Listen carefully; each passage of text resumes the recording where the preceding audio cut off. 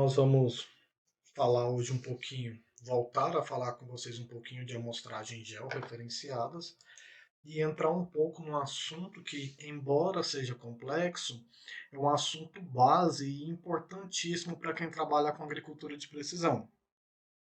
Aqui eu vou abordar com vocês de uma maneira um pouco mais superficial sobre as amostragens georreferenciadas, uma vez que você já tem esse conteúdo lá para revisarem sempre que acharem necessário, tanto no AVA quanto no canal do YouTube. Então, quando nós falamos de amostragens georreferenciadas, nós temos que lembrar primeiro que é o tipo de amostragem em que nós determinamos a localização geográfica, a posição no espaço de cada amostra que é coletada lá no campo.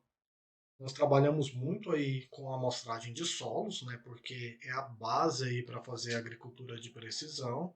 Entretanto, qualquer tipo de amostragem voltada para a agricultura de precisão, de solo, de plantas, de resistência à penetração de solo ou qualquer outra variável, a característica comum dela é porque elas são georreferenciadas, ou seja, cada ponto em que eu fiz uma amostra também tem associado a essa amostra as coordenadas, a nossa localização, seja em termos de coordenadas geográficas, que nós já vimos na primeira VA, ou seja em termos aí de coordenadas UTMs, aquelas coordenadas métricas, né?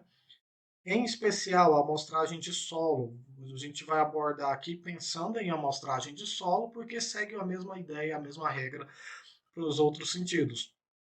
Para a amostragem de solo, a amostragem georreferenciada é uma das principais ferramentas utilizadas na agricultura de precisão hoje no Brasil. E uma característica comum desse tipo de amostragem é porque você tem uma quantidade muito maior de amostras do que quando é feito pela forma convencional. E isso é até um pouco óbvio, porque a amostragem convencional você faz uma única amostra para todo o talhão, e quando a amostragem ela é georreferenciada, independente de ser a amostragem grade por ponto, amostragem grade por célula ou amostragem direcionada, você vai ter vários pontos pelos quais você vai fazer uma análise de solo, você vai fazer uma coleta de solo, ou qualquer que seja o seu tipo de amostra. Então você tem sim, inicialmente, um custo maior com a amostragem, entretanto, a grande vantagem de estar trabalhando com esse tipo de amostragem, que é a georreferenciada, é justamente a possibilidade de você conhecer a variabilidade do seu talhão, conhecer a variabilidade da sua lavoura, e aí entra naqueles pontos que nós comentamos desde o início da disciplina e na primeira VA. Se você conhece a variabilidade, você tem condições de tomar decisões a respeito do seu talhão de acordo com a real necessidade do talhão e não a partir de uma média para todo esse talhão, para toda a sua lavoura em si. Nós temos três tipos básicos de amostragens georreferenciadas. A primeira aí, a amostragem grade por pontos, que é o que a figurinha está mostrando, nós criamos uma grade regular, normalmente essa é uma grade virtual, ela é gerada com auxílio de um SIG, um Sistema de Informação Geográfica, em que nós dividimos o talhão em polígonos, em geral regulares, né? Então vocês estão vendo aí os pontinhos, esses pontinhos são pontos teóricos pelos quais eu preciso fazer uma amostragem de solo, e delimitando cada um desses pontos, nós temos um polígono regular, em que você tem o espaçamento, normalmente aí o espaçamento equidistante pré-definido entre eles, em que você tem lá um ponto a cada 1 hectare, um ponto a cada 2 hectares, um ponto a cada 3, 4 e assim por diante. É muito comum em termos de Goiás, Centro-Oeste, trabalhar aí comercialmente falando com um ponto a cada 4 hectares, a cada 5 hectares e a cada 3. Essas são as amostragens mais comuns. Então significa que em volta de cada um desses pontinhos, se essa imagem for de uma região de Goiás, por exemplo, seria aí em média cada polígono desse aí delimitado por essas linhas pretas de 4 hectares em média. Comercialmente trabalha-se com isso aí, entretanto, essa densidade amostral ela é variável. Na verdade, deveria ser variável em função da modelagem da dependência espacial que nós vamos estar vendo aqui hoje. Mas Independente disso, cada um desses pontinhos que vocês estão vendo aí, eles têm como principal característica ser definido ali o par de coordenadas, ou seja, a sua posição no espaço. Uma vez que você tem o par de coordenadas desse ponto teórico, você vai inserir todos esses pontos em um receptor de navegação, né, um GPS, ou um aplicativo GPS. Nos celulares hoje tem diversos aplicativos que simulam a função de um GPS que você consegue navegar até o ponto. E uma vez que você tem esses pontos aí inseridos, seja no seu GPS, seja no aplicativo do seu celular, você vai seguir para cada um desses pontos e em cada um desses pontos você vai fazer uma amostragem de solo.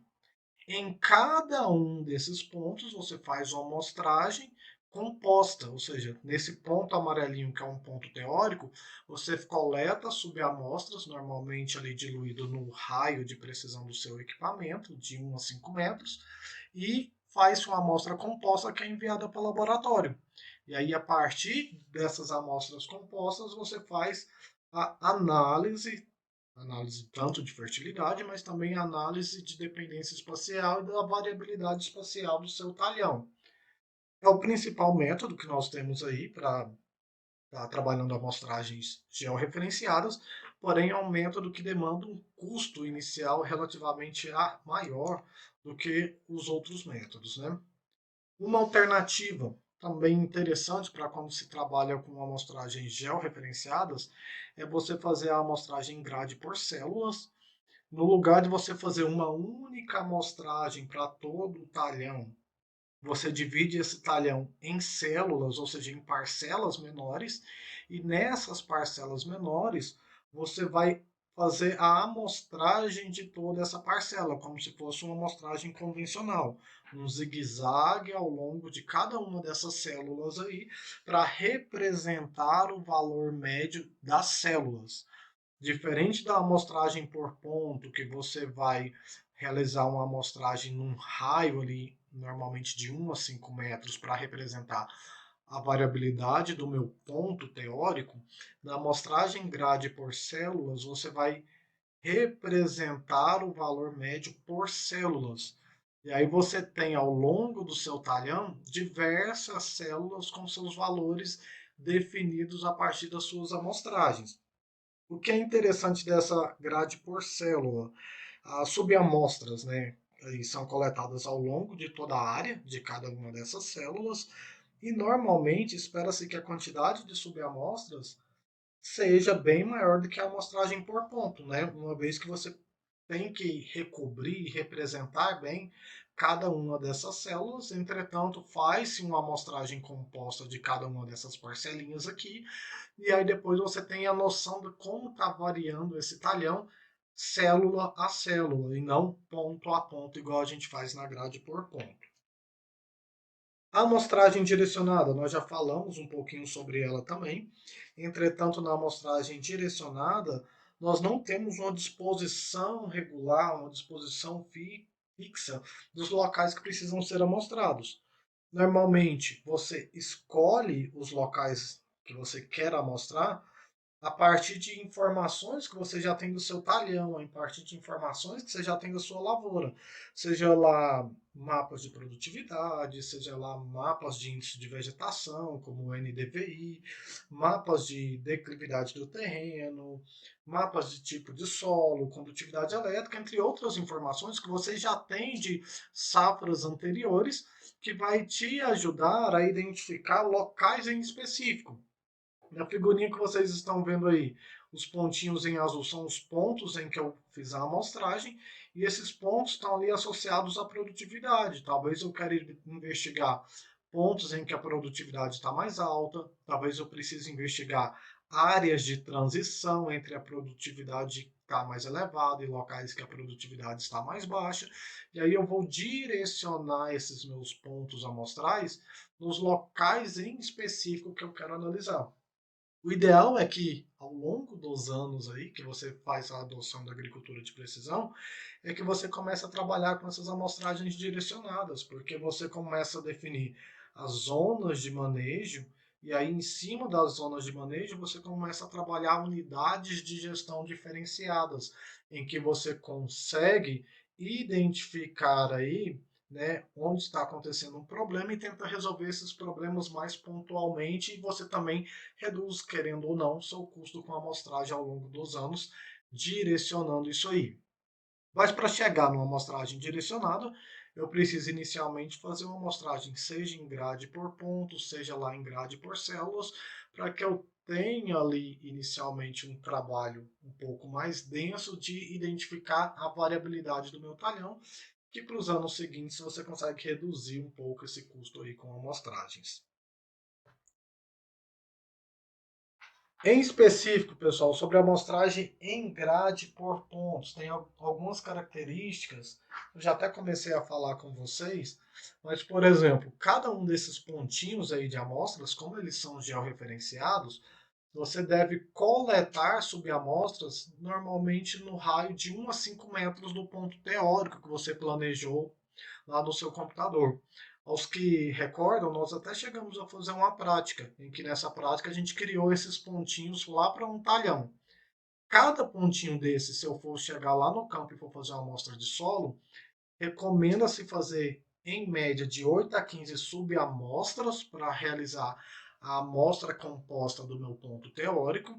E além disso, recomenda-se que essas subamostras sejam feitas aí num raio de 1 a 5 metros daquele ponto teórico que eu criei. Então, desse pontinho azul, recomenda-se ali num raio de no máximo 15 metros, você colete de 8 a 15 subamostras de maneira mais aleatória possível ao longo desse raio, né? Não adianta você coletar 15 subamostras apenas aqui numa região. Por que esse raio de 1 a 5 metros? É justamente para diluir os efeitos da precisão do seu equipamento de navegação. Nós ainda vamos falar um pouco mais de detalhes sobre os GPS, na verdade, os receptores GNSS, mas esses receptores têm precisões variáveis de acordo com a qualidade do meu receptor, de acordo com a qualidade do meu equipamento, em que normalmente, para navegação, que é o que a gente utiliza para nos orientarmos aí numa amostragem georreferenciada, está aí na casa de 1 a 5 metros. Posso trabalhar com raios maiores? Pode, mas não recomenda-se que você trabalhe com raios muito grandes, porque a ideia da amostragem grade por pontos é justamente você identificar a variabilidade do seu ponto teórico. Se você estende demais esse raio, essa variabilidade ela vai ser diluída e você não consegue identificar a variabilidade espacial que você tanto precisa. Uma vez coletadas de 8 a 15 subamostras em média para cada um desses pontinhos aqui, nós temos que homogeneizar essas amostras, como seria feito da forma convencional, e uma vez homogeneizadas essas amostras, isso é enviado para análise laboratorial. O laboratório ele vai te enviar os resultados dessas análises e esses resultados eles são vinculados às coordenadas. Então, cada um desses pontinhos aqui é uma análise laboratorial e cada uma dessas análises está associada ao seu respectivo par de coordenadas. Esse respectivo par de coordenadas, você tem que fazer a tabulação desses dados para que posteriormente você faça a análise de dependência espacial, que é o que nós precisamos para gerar aqueles mapas e aquelas recomendações que a gente tanto vê quando se fala aí de agricultura de precisão. E aí, um questionamento que sempre surge, né? Qual que deve ser o tamanho da minha grade para que eu possa produzir mapas confiáveis e como que eu posso produzir mapas confiáveis? Eu comentei com vocês inicialmente que, em média, aí, Centro-Oeste, Goiás, trabalham com grades amostrais de um ponto a cada 4 hectares, de um ponto a cada 5 hectares. Então, se for um ponto a cada 4 hectares, você tem aí uma distância de ponto por ponto aqui no horizontal, em média, de 200 metros, e na vertical, em média, de também 200 metros, 200 por 200, 40 mil metros quadrados, que vai dar uma área de 4 hectares para definir um ponto. Mas será que isso aí é confiável? Será que os resultados que eu obtenho nessa grade de um ponto a cada 4 hectares vai me gerar uma recomendação confiável? E será que essa recomendação que eu faço, se eu coloco lá na minha máquina, ela vai realmente corresponder à realidade na hora que eu chego lá no campo e preciso aplicar, preciso corrigir, preciso trabalhar o mapa que eu elaborei aqui no meu computador? Para saber se meu mapa é confiável e para saber se a minha grade amostral ela me gerou dados suficientes para produzir mapas confiáveis, nós temos que trabalhar um pouco, na verdade nós temos que entrar aí dentro do conceito de geoestatística. Só para vocês entenderem isso que eu estou falando. Eu tenho dois estudos aqui, em que em um deles está fazendo uma recomendação de calagem com diferentes densidades amostrais, e no outro ali está um estudo de fósforo e potássio, né, dentro de um talhão, com também diferentes densidades, diferentes grados amostrais. Olha o quanto é interessante. Nesse primeiro, eu tenho aqui uma amostragem de 6 amostras a cada 1 hectare. Isso é praticamente inviável do ponto de vista econômico para o produtor. Então, a cada 1 hectare você coleta lá 6 amostras, porque o custo é muito alto disso. Entretanto, olha o que você observa. Com 6 amostras a cada 1 hectare, você observa que o mapa está ali cheio de cores, tanto para a saturação por base, quanto para o CTC, quanto na minha recomendação de calagem aqui. E esse tanto de cor aí está deixando o meu mapa poluído e cheio de ruídos também. Será que a minha prescrição de calagem com 6 amostras a cada 1 hectare é viável? É confiável essa prescrição? Se eu olho com atenção, olha lá, eu estou cheio de bolinhas, cheio de pontinhos, que talvez não é viável, nem prático, nem economicamente, nem tecnicamente.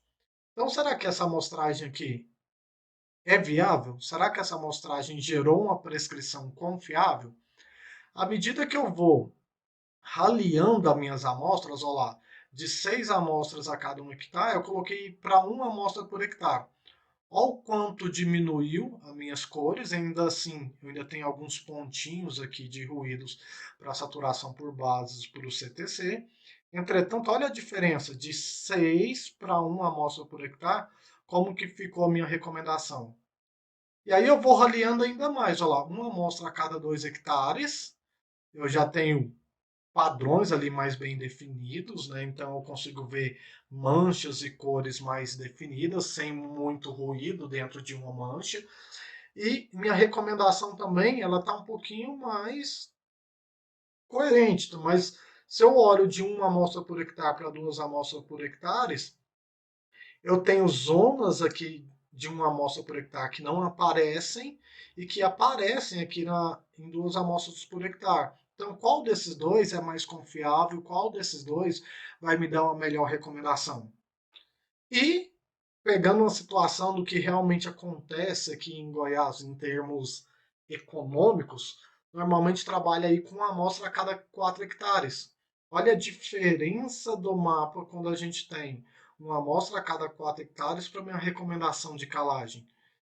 Toda essa mancha aqui, ó, que aparecia que era uma recomendação, eu não tenho as doses aqui, mas essa cor rosinha aí é uma recomendação de uma dose de calagem, que também aparece aqui nessa recomendação a cada 1 amostra por hectare. Aparece também a cada 6 amostras em 1 hectare, só que com bastante ruídos. Ela praticamente desaparece.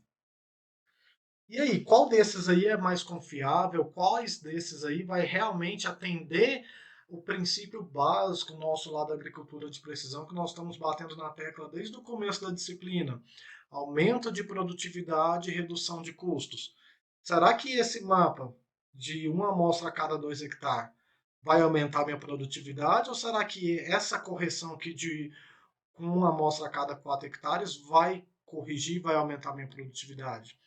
Eu tenho que tomar muito cuidado com relação a essa amostragem, porque algumas vezes pode ser que minha amostragem ela não seja fidedigna e meu mapa não seja confiável. E aí, como que eu vou avaliar isso? Como que eu vou determinar isso? Basicamente, para que eu produza um mapa confiável e para que minha grade amostral gere resultados confiáveis, eu preciso avaliar a chamada dependência espacial entre os pontos. Enquanto existir dependência espacial, eu consigo gerar mapas confiáveis e consigo determinar um tamanho de grade amostral para produzir esses mapas de forma confiável. O mesmo se aplica aqui ao fósforo e o potássio. Olha lá, à medida que eu vou raliando a minha grade amostral, olha como que vai mudando os meus mapas. Denso demais, eu tenho muita informação que talvez não seja viável tecnicamente nem economicamente, e talvez ralo demais a minha amostragem, a minha informação ela seja superestimada ou superestimada, quer dizer, ou subestimada. Então eu tenho que tomar muito cuidado com relação a isso aí. E como que eu faço então para definir tanto o tamanho da minha grade amostral, quanto para definir também a qualidade do meu mapa? Geoestatística, pessoal, é um conceito um pouco mais denso e um pouco mais complexo de se trabalhar, mas eu preciso dessa geoestatística para produzir informações confiáveis, para que as minhas informações elas realmente atendam o princípio e o objetivo básico da agricultura de precisão. A geoestatística ela vai justamente avaliar aquilo que eu falei para vocês. Ela avalia a dependência espacial e uma vez que ela avaliou a dependência espacial, ela vai utilizar essa dependência para interpolar valores em locais não amostrados. Lembra a amostragem georreferenciada em grade por pontos?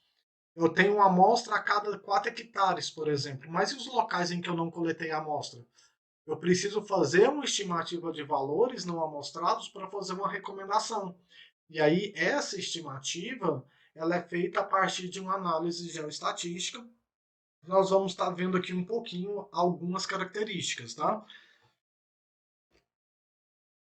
Então vamos lá. Geoestatística. A geoestatística ela avalia, modela e quantifica a dependência espacial. Eu preciso dessa dependência, que exista a dependência espacial para que eu faça as minhas recomendações e para que os resultados dos meus mapas eles realmente sejam confiáveis. A partir da geoestatística também é feita a estimativa de valores para locais não amostrados. Então eu vou interpolar os meus pontos para fazer uma recomendação para todo o meu talhão. Entretanto, essa interpolação só pode ser feita se os dados que eu coletei estiverem com dependência espacial. E é essa análise geoestatística que vai fazer com que eu avalie essa dependência espacial.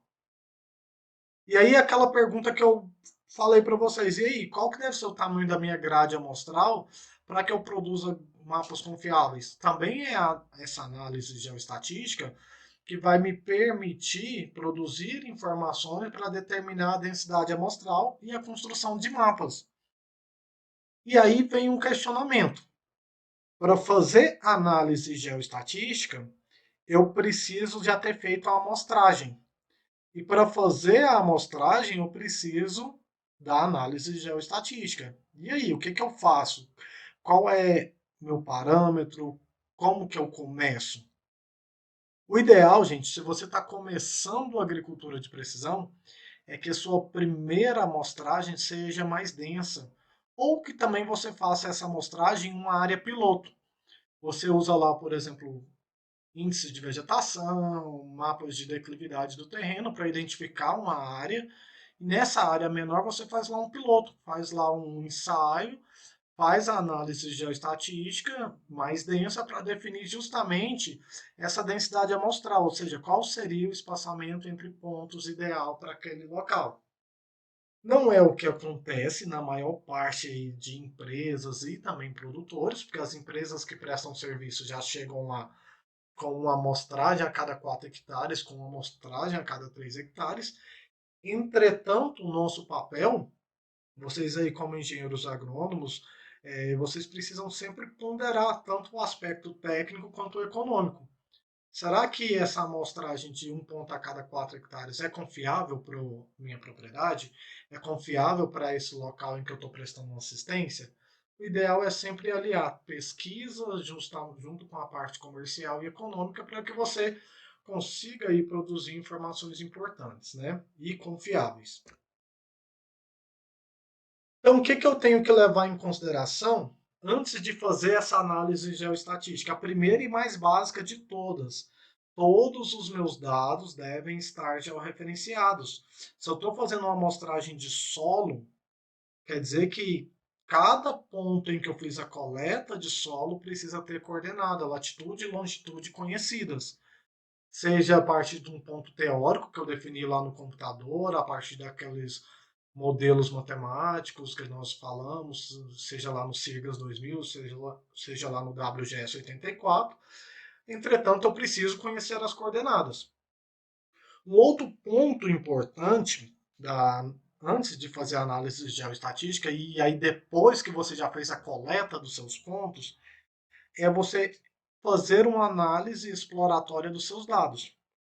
Essa análise exploratória é uma estatística descritiva, porque a partir da estatística descritiva você consegue identificar valores discrepantes, os famosos outliers aí.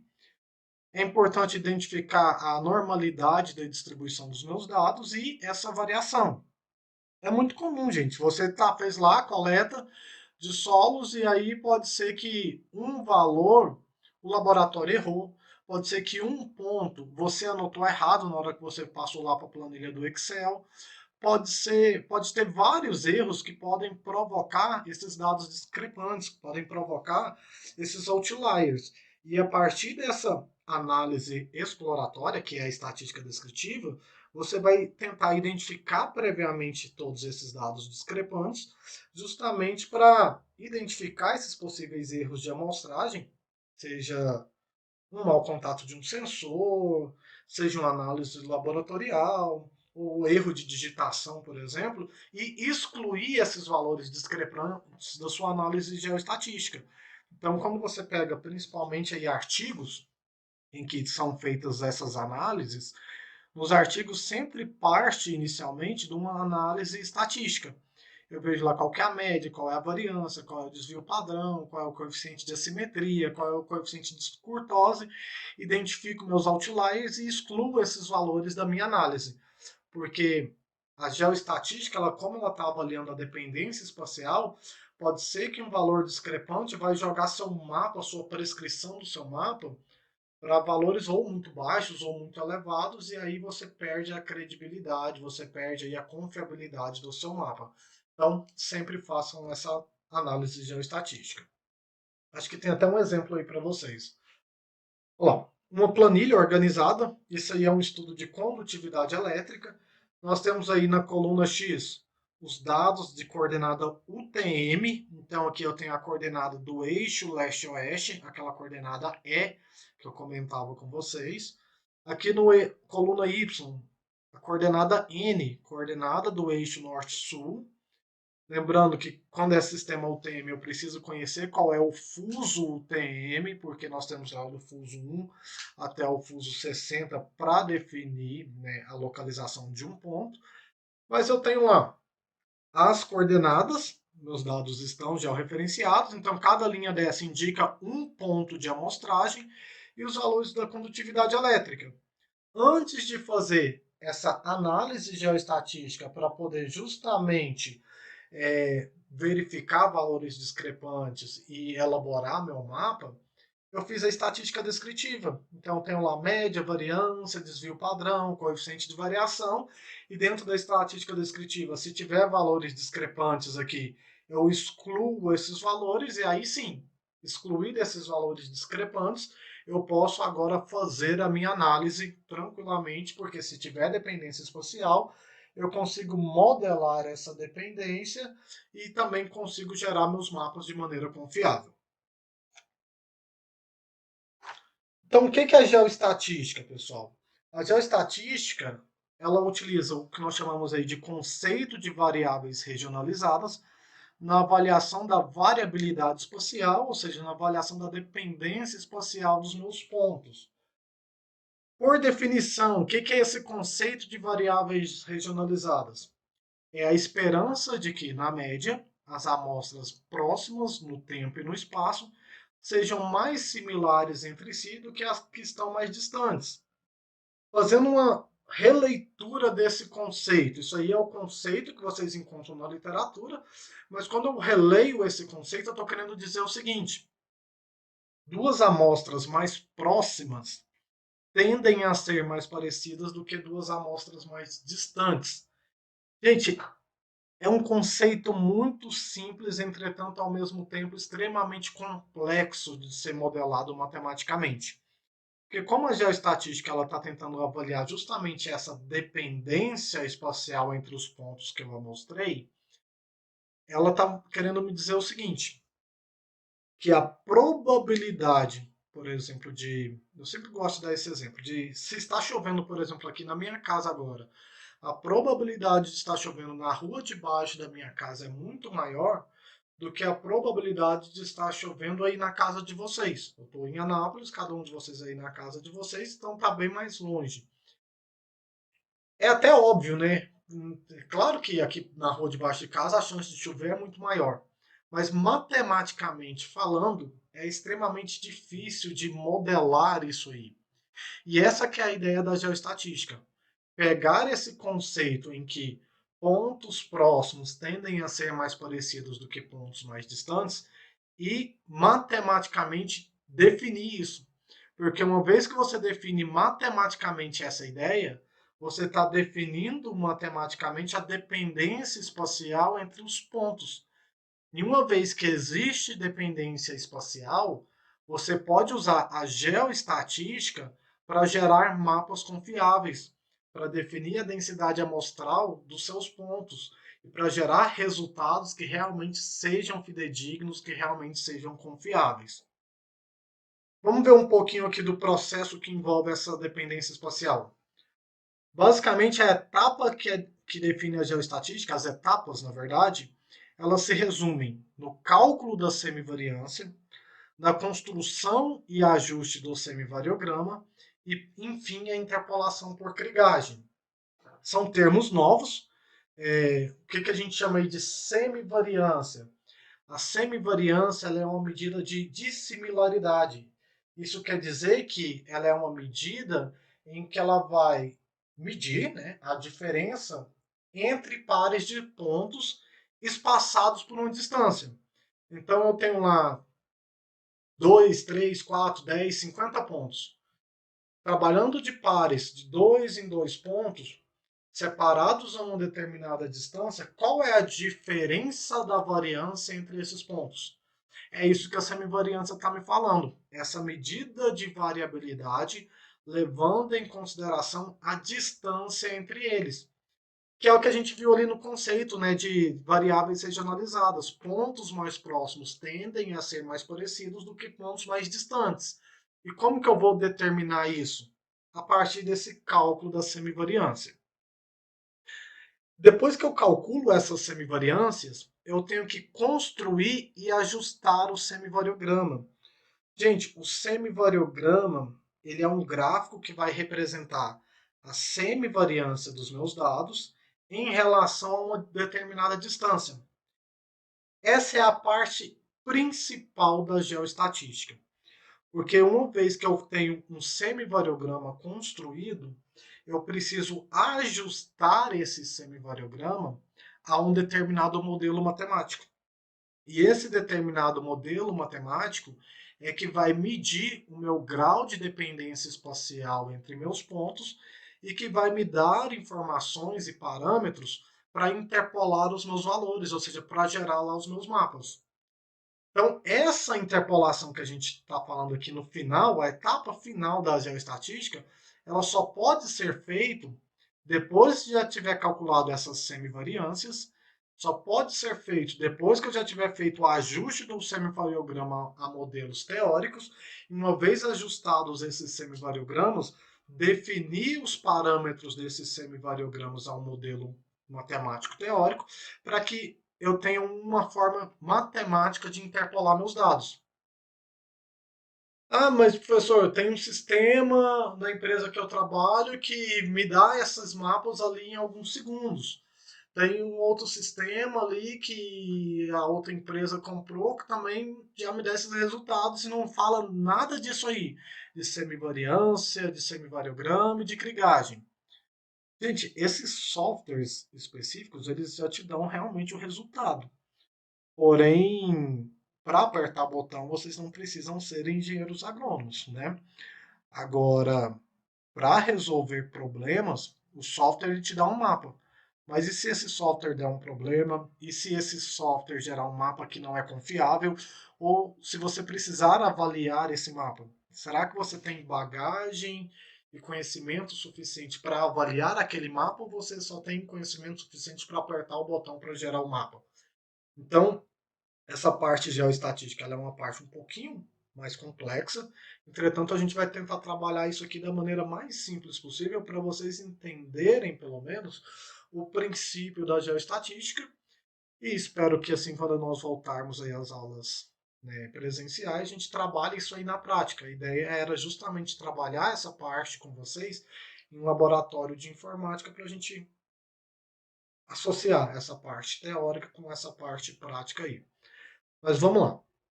Então essas são as etapas, né, que envolvem um processo de geoestatística e agora a gente vai ver um pouquinho sobre isso aí.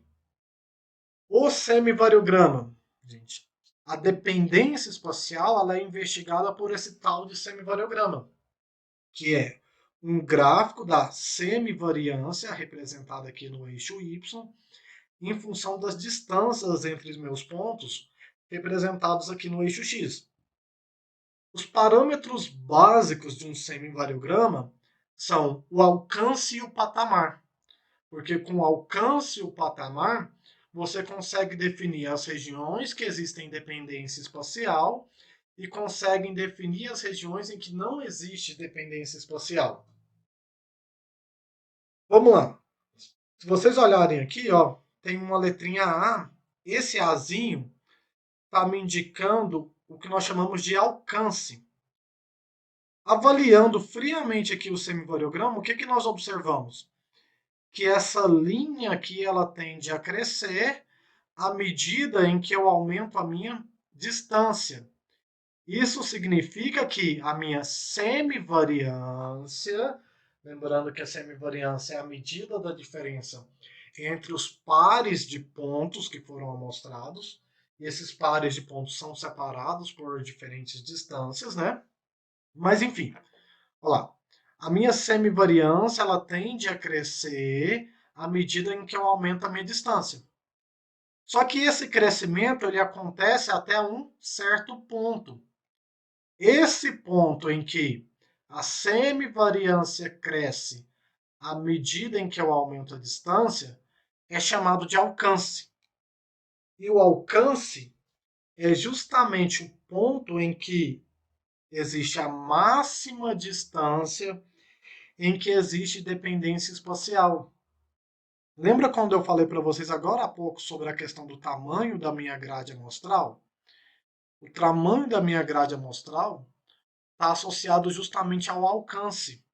Por isso que não é correto você simplesmente padronizar que um ponto a cada 4 hectares é o suficiente para uma análise geoestatística.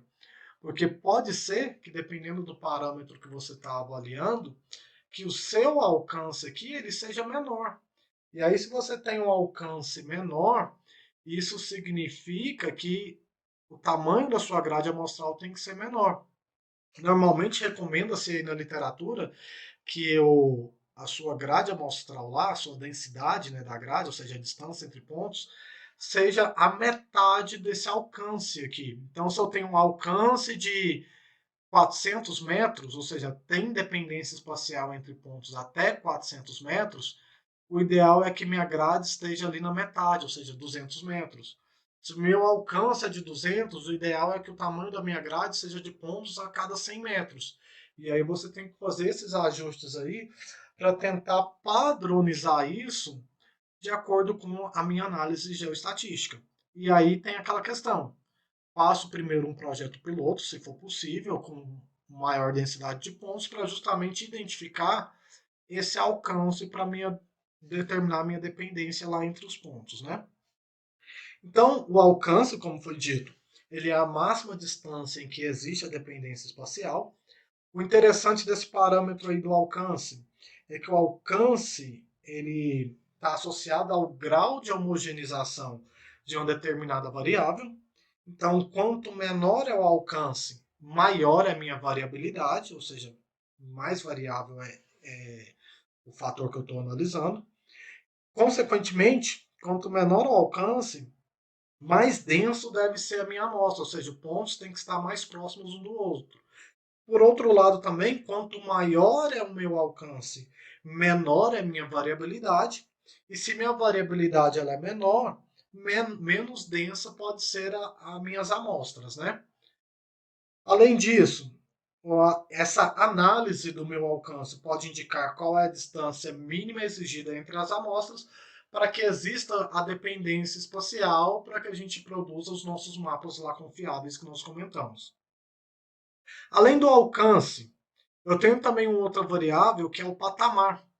Observando o gráfico aqui, eu tenho um ponto pelo qual a minha semivariância ela vai se estabilizar.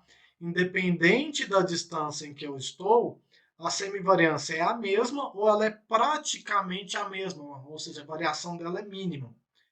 Esse ponto aqui, ó, em que ocorre a estabilização da semivariância, é chamado de patamar. E o patamar, ele também é importante, porque o patamar, você utiliza ele junto com o parâmetro do alcance para justamente modelar matematicamente os nossos dados e interpolar os pontos depois. Então eu preciso disso aí para que eu jogue lá no meu software que eu estou usando, interpolando meus mapas, eu preciso desses parâmetros para que o meu mapa ele seja realmente confiável. Então, o patamar é quando a semivariância se estabiliza e a partir do patamar não existe mais dependência espacial. Por isso que eu separei aqui para vocês, ó, porque daqui para trás é a região de geoestatística e daqui para frente é a região da estatística clássica. Princípio básico lá para você fazer estatística é que os seus dados sejam aleatórios, né? E aí aqui quer dizer que um ponto não interfere no outro, independente da distância, então você pode trabalhar uma análise geoestatística convencional, igual alguns de vocês devem estar trabalhando aí no TCC de vocês. Daqui para trás, significa que a distância de um ponto para outro interfere no meu resultado. E se a distância interfere, eu não posso avaliar meus pontos isoladamente. Eu preciso avaliar esses pontos levando em consideração essa dependência espacial. Feito essa análise do meu semivariograma, eu tenho que ajustar ele a um modelo matemático. E esse modelo matemático vai depender dos meus parâmetros de alcance e patamar. Eu não comentei com vocês, tem aqui também falando da minha variância espacial, ou também chamado de componente estrutural, que é esse C1, e tenho aqui esse também C0, que é o chamado efeito Pepita.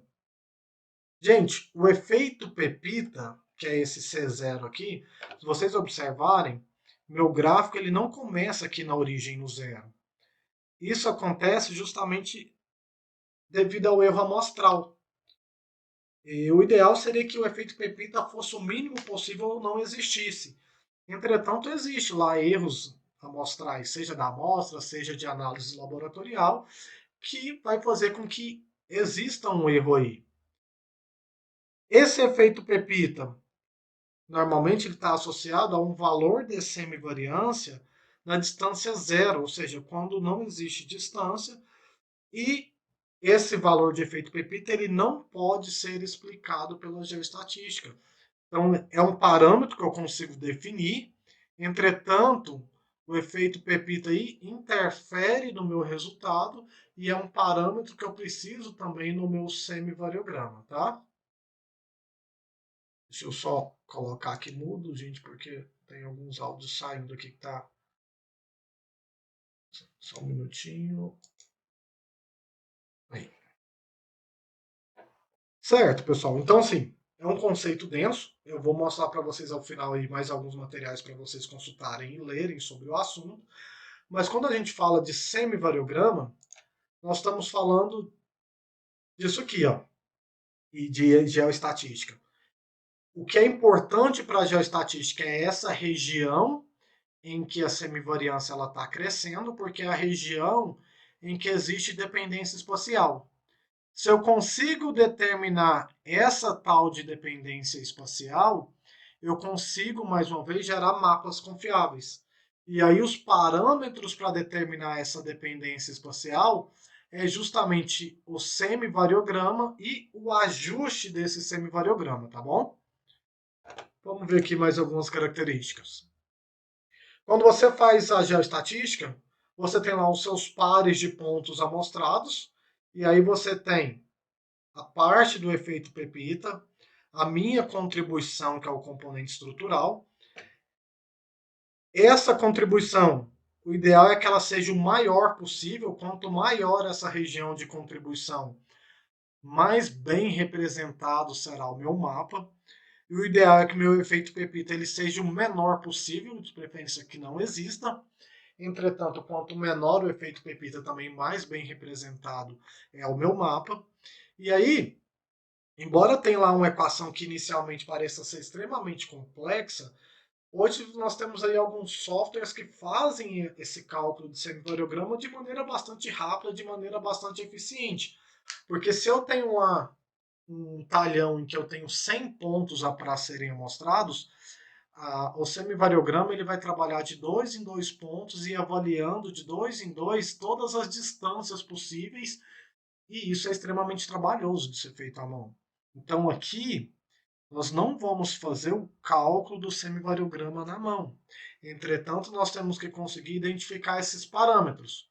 Alcance, como nós já falamos anteriormente, a máxima distância em que existe a dependência espacial. O patamar é o ponto em que a minha semivariância se estabiliza, né? Então, do patamar para trás existe dependência espacial e do patamar para frente não existe dependência espacial. O patamar ele é definido a partir do meu efeito pepita mais a minha contribuição, a minha componente estrutural. Então, algumas vezes vocês vão ver algumas análises de geoestatística definindo C0 mais C1, que é esses dois parâmetros aqui. Tudo isso aí, os meus softwares, eles já determinam. Cabe a gente pegar esses valores para medir depois o grau de dependência espacial. E nós temos aí também a contribuição ou componente estrutural, que deve ser o maior possível. Quanto maior a minha contribuição, mais bem representadas são as minhas informações, né? Não se assustem aí com a equação. Essa é a equação do semivariograma, em que normalmente os softwares trabalham essa equação aí. Nós não vamos fazer esse cálculo manual, porque a gente teria que trabalhar pares de pontos. Então, se a gente tiver ali um par de 10 pontos, eu tenho que trabalhar de 2 a 2 para chegar na minha semivariância e plotar isso aí. Porém, nós temos que, sim, conhecer o que é alcance, patamar, contribuição e efeito pepita. Porque é a partir desses parâmetros que a gente vai conseguir interpolar os nossos valores. E aí eu falei para vocês, quando a gente trabalha com semivariogramas, que nós temos que ajustar os nossos dados a um modelo matemático. Porque é esse ajuste dos meus dados aos modelos matemáticos que vai me permitir interpolar os meus valores. A interpolação só é feita uma vez que você tem esse ajuste de semivariograma. E esse ajuste é feito basicamente por 3 modelos matemáticos: modelo esférico, modelo exponencial e modelo gaussiano. Normalmente você testa seus dados com os 3 modelos. E aí você escolhe qual é o modelo que é melhor representativo dos seus dados. Nós temos alguns parâmetros para definir, né, essa modelagem. Entre esses parâmetros aí que nós temos, nós conseguimos aí fazer esse ajuste desde ajustes visuais até mesmo por ajustes um pouquinho mais robustos, em que eu levo em consideração, por exemplo, lá o coeficiente de correlação, levo em consideração ali também alguns índices e alguns coeficientes para definir qual é o melhor modelo e qual é o modelo mais ajustável aos seus dados. O que é interessante disso aí? Acontece muito de, por exemplo, você está trabalhando lá com análise de solo. E aí você tem um determinado parâmetro que é ajustado ao modelo esférico, você tem lá um outro parâmetro que pode ser ajustado ao modelo exponencial, como qualquer outra variável pode ser ajustada ao modelo gaussiano. Porque para cada atributo, para cada variável, eu vou ter um melhor ajuste que vai melhor definir matematicamente essa dependência que a gente tanto fala. E aí eu preciso sim trabalhar parâmetro por parâmetro esse ajuste do meu semivariograma aí, tá? Acho que tem aqui. Ó, matematicamente, essas são as equações de cada um desses modelos. Olha lá, o modelo esférico. Eu tenho definido aqui meu efeito Pepita e o meu patamar. Então, lembrando que para definir um semivariograma eu preciso do alcance do patamar. Olha lá, o alcance aqui, meu patamar definido e a distância entre os pontos. Tem lá o modelo gaussiano, tá? Aqui é só para mostrar para vocês quais são esses modelos, tá? E tenho lá também o meu modelo exponencial. Como que eu vou escolher o melhor para cada um dos meus dados? Eu tenho que definir o índice de dependência espacial, e aí isso sim nós vamos calcular aqui. Então vou pegar um exemplo com vocês para mostrar como que calcula, em que nós temos a componente estrutural, né, a contribuição e o efeito Pepita. Vamos voltar lá no semivariograma para vocês relembrarem o que é cada um desses. Olha lá. Aqui no meu gráfico eu tenho a minha contribuição, que é essa região aqui, ó, a região em que está crescendo a semivariância, e tem o efeito Pepita, que está associado lá ao meu erro amostral. Os meus softwares, eles vão me dar esses parâmetros. Cabe a nós definirmos e calcularmos justamente aquele índice de dependência espacial. Além disso, eu tenho aqui o meu alcance, lembrando que o meu alcance é a minha distância máxima pelo qual existe dependência espacial. Então a distância aqui não tem a unidade de medida, mas tá, vamos falar que é metros, mais ou menos 65 metros é o ponto máximo em que existe dependência. Essa contribuição ela é dada pelos softwares que a gente vai usar para fazer o cálculo de semivariograma. O efeito Pepita também é dado. Se eu tenho esses parâmetros que os softwares me dão no cálculo do semivariograma, agora eu preciso calcular o meu índice de dependência espacial. Minha dependência ela é fraca quando esse índice é menor que 25%. Ela é moderada quando está entre 25% e 75%. E ela é forte quando ela é acima de 75%. Vamos ver aqui um exemplo. Lá, isso aí é um estudo em que, se não me engano, é um estudo para dependências, um estudo geoestatístico para uma plantação de banana. E aí você tem lá os modelos, aqui já é o estudo do semivariograma, a quantidade de pontos analisados e os modelos que melhor se ajustaram. Olha lá. Para 60 pontos foi o modelo esférico, para 42 pontos foi o modelo esférico, para 30 pontos o modelo exponencial e para 16 pontos o modelo exponencial. Nesse aqui, nesse estudo, não teve nenhuma variável que se ajustou aí ao modelo gaussiano, né?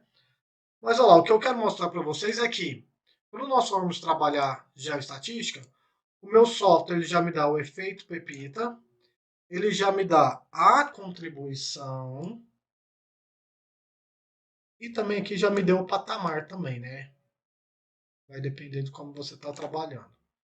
Se eu tenho o efeito Pepita, contribuição e o patamar, aqui eu também tenho o alcance, ó, que é a distância máxima em que existe dependência.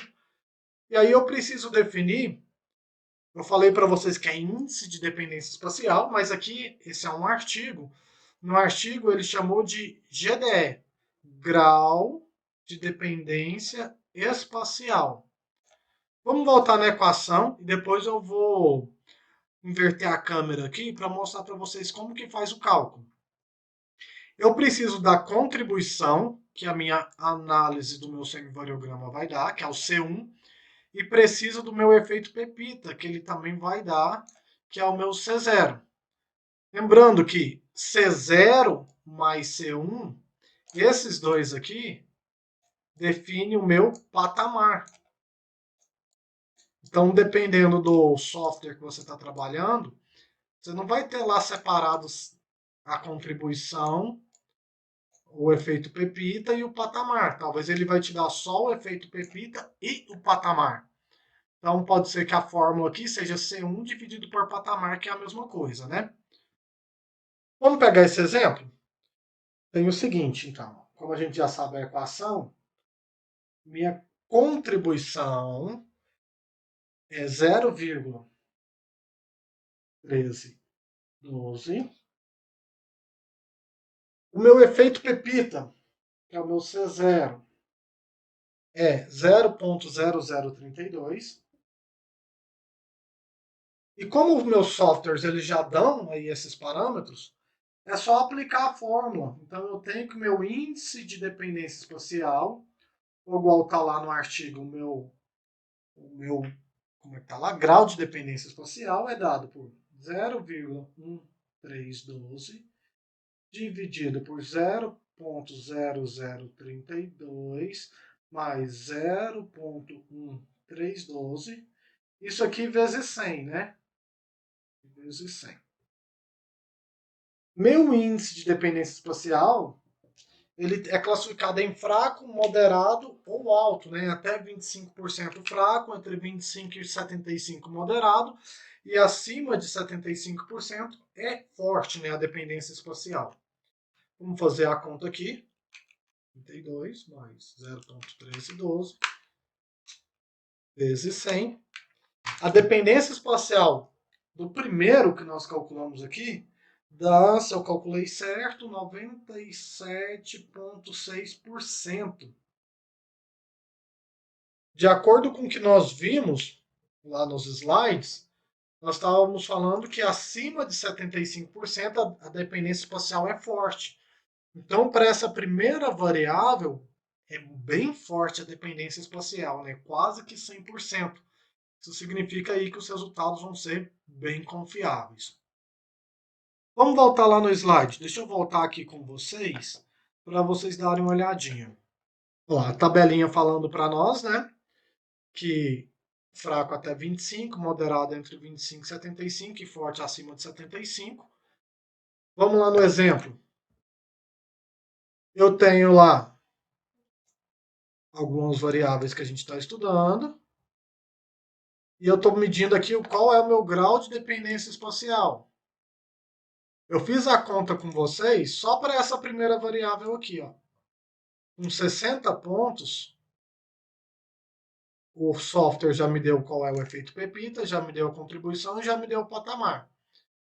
Calculando meu grau de dependência espacial, ele deu 97%, que significa que é um forte grau de dependência espacial. Fiz aqui a mesma coisa com todos os outros lá. Minha segunda variável com 42 pontos tem um grau de dependência espacial moderado, a terceira tem um grau de dependência espacial forte e a quarta um grau de dependência espacial moderado. Eu sempre preciso medir essa dependência, porque isso aí está diretamente associado à qualidade do meu mapa. E aí o que vai ser passado para vocês aí agora em termos de disciplina mesmo, né? Sempre vai ser dado algo parecido com isso aqui, ó, uma análise em que nessa análise você tem que ou calcular o valor do índice ou determinar qual é o seu grau de dependência, né, de acordo com a tabelinha que nós já vimos aqui. Deixa eu apagar aqui. Acho que tem outro exemplo anterior lá. Então vocês vão ter que calcular e determinar se a dependência entre os pontos é fraca, moderada ou forte, desde que já tenha essa análise pronta aí, né, dos parâmetros do semivariograma. Certo, pessoal? Eu vou passar para vocês ao final alguns outros vídeos, não são meus, de um pessoal lá da Exalc, que aborda aí numa forma de webinar esses assuntos. Recomendo que vocês vejam, porque é um assunto bem extenso, é um assunto bem denso. É bom vocês terem outros parâmetros aí para estudar também. Então tá, se eu medir a minha dependência espacial, agora eu tenho que ajustar o meu semivariograma a um daqueles três modelos. Seja lá o modelo esférico, seja lá o modelo exponencial, seja lá o modelo gaussiano. E como que eu vou fazer esse ajuste? A gente tem alguns métodos para ajudar nesse ajuste. Seja o método visual. Um método visual, embora possa ser utilizado, não é recomendável que você faça apenas o método visual. Primeiro, que você tem que dominar bem toda essa parte teórica da geoestatística. E segundo, porque às vezes você pode escolher visualmente um modelo em que a dependência espacial não seja tão alta. Então eu tenho que sempre ponderar isso, qual que vai dar a maior dependência e qual modelo que vai me dar essa maior dependência. E aí, para isso, lembrem-se, sempre vocês vão testar todos os dados para os três modelos. E aí vai escolher o melhor entre eles. Alguns métodos para ajudar nessa comparação visual entre os modelos. O coeficiente de correlação, lá da estatística, aquele R quadrado, né, ele é um parâmetro interessante para determinar qual tem o maior coeficiente de correlação. Então, com o maior coeficiente, você tem lá o melhor método. O erro quadrático médio, o RMSE, também é interessante. O que tem o menor erro também vai ser o que possivelmente vai ser o seu melhor modelo, ou seja, o mais ajustável ao semivariograma. E um índice bem interessante está normalmente chamado de índice de Akaike. Tem alguns softwares que já trabalham com esse índice, e aí, junto com a análise visual, se não me engano, o Vesper, isso mesmo, o Vesper, que é o que a gente iria trabalhar nas práticas, ele já te dá esse índice. E aí você vai, tanto visualmente quanto lá medindo esse índice, definir qual é o melhor modelo e mais ajustável para os seus dados, que, por consequência, vai te dar uma maior dependência espacial, né? O ideal é que você utilize um ou mais de um método para te ajudar a definir esse semivariograma. Entretanto, não existe aí a via de regra um único método a ser seguido para que você faça esse ajuste. Tem gente que usa só a comparação visual, porque já é experiente. Tem gente que utiliza todos esses métodos e tem gente que utiliza mais alguns outros métodos, outros parâmetros para te ajudar a definir. Quanto mais parâmetros você tiver para te ajudar a ajustar o seu semivariograma, melhor. Porque quanto mais bem ajustável for seu semivariograma, mais bem ajustado vai ser seu mapa e menor vai ser os erros associados aos mapas. Tem gente que usa aí as validações cruzadas e assim por diante. Tem vários métodos. Outro exemplo para vocês. Olha lá, já tem o meu estudo do meu semivariograma aqui, né? Olha lá, tem o alcance definido. Então, lembrando que esses parâmetros sempre são dados para vocês. Olha lá, alcance é a máxima distância em que existe dependência. Tem o meu efeito pepita, né, que é o C0, associado ao meu erro amostral. E tem aqui o meu patamar, que é o efeito pepita mais a minha contribuição. Já nesse aqui, ó, eu não tenho, por exemplo, a minha contribuição separada na minha análise. Eu já tenho direto o patamar. De qualquer forma, eu consigo definir o meu índice de dependência espacial, o meu grau de dependência espacial. Olha que interessante. Para o pH, o modelo que melhor se ajustou foi o exponencial. E para as outras variáveis lá, né, fósforo, potássio, cálcio, magnésio, foram modelos diferentes, né, esférico, exponencial, a relação de cálcio por pH, modelo gaussiano e assim por diante.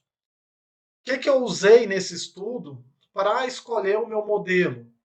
Eu usei a soma do quadrado dos resíduos, né, um parâmetro estatístico, e o R quadrado, o meu coeficiente de correlação, o meu coeficiente de determinação. Quanto maior o coeficiente de correlação, mais bem ajustável é o modelo. Então, o modelo exponencial para o pH teve um coeficiente de correlação de 0,97. Pode ser que para o esférico, eu não tenho esse dado aqui, que eu peguei de um artigo, mas com certeza para o esférico e o gaussiano, esse R quadrado foi menor. Meu soma dos quadrados dos resíduos foram maiores. Então, eu usei vários parâmetros para definir qual é o meu modelo matemático mais próximo do ideal aí, né? Enfim, vão ter aí várias formas, né, de a gente definir esses ajustes de semivariogramas.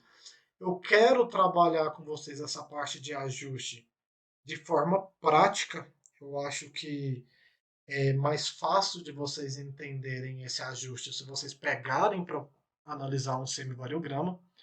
Lembrando que o semivariograma ele é essencial, eu diria que a parte mais importante da geoestatística, porque para interpolar os dados, para gerar aqueles mapas lá e as minhas recomendações, eu preciso definir a dependência espacial. E a dependência espacial ela é definida justamente a partir do meu ajuste do semivariograma. Uma vez que eu ajusto o meu semivariograma a um daqueles três modelos matemáticos, eu consigo fazer a interpolação dos meus pontos por krigagem, e uma vez meus pontos interpolados por krigagem, eu consigo determinar valores em locais não amostrados e fazer as minhas recomendações. É o que eu falei com vocês no começo. A gente tem softwares que fazem essa recomendação, porém os softwares eles não têm essa análise crítica de definir parâmetros de acordo com outros métodos, né? Ajustar o meu semivariograma a outros parâmetros que vai te dar uma maior dependência espacial e vai te dar resultados mais confiáveis. Então, se você consegue fazer esse ajuste de semivariograma, consegue interpretar um semivariograma, você consegue fazer uma boa interpolação.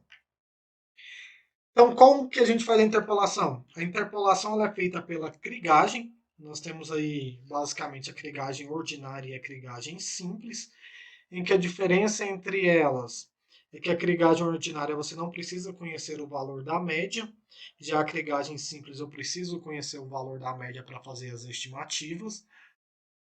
A krigagem é o único método que eu tenho para interpolar? Não é o único, porém a krigagem é o método mais preciso, porque você consegue avaliar qual é o seu erro, consegue avaliar a dependência espacial e gerar mapas confiáveis. Entretanto, tem aí, inclusive na literatura, interpoladores que não consideram a dependência, como o famoso IDW, talvez alguns já ouviram falar, inverso do quadrado da distância, média móvel, média ponderada, triangulação. Entretanto, esses métodos aí não levam em consideração a dependência entre os pontos, por consequência, você não consegue avaliar a qualidade do seu mapa. Já a geoestatística, a krigagem, o semivariograma, que são todas as etapas aí da geoestatística, você consegue fazer essa avaliação, certo? Olá.